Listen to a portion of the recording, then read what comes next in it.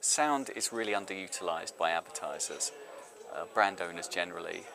It has huge possibilities for them because it has much lower levels of avoidance. You can't close your ears, so when you might close your eyes or turn a page or look away from something, the sound is still surrounding you. So it's a very influential opportunity to get into the brain.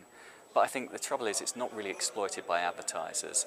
The REB, that is, run an event a few years back, and what we found was that of the attendees, only about 15% of them had audio brand guidelines, whereas 90% of them had visual brand guidelines. So there's a real need for brand owners to start thinking about sound strategically, developing audio brand guidelines, and then exerting that across their communications mix to get the best value from using sound within it.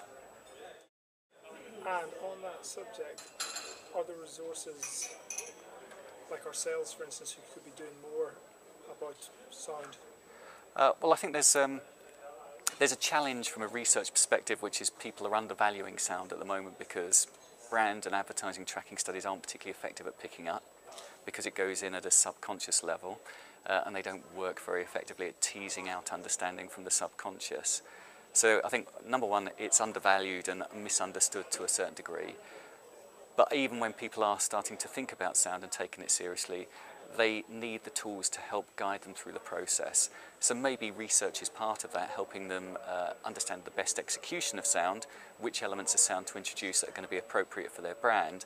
But there is that strategic question about what role is sound going to play within our mix, and what does our brand sound like, and why do we want it to sound like that? So I think research can help inform the process, but there still needs to be a strategic element of understanding how they want to use sound. And then in the longer term, there's probably an opportunity for research to start helping them to understand the additional value they're getting from using sound strategically in that way.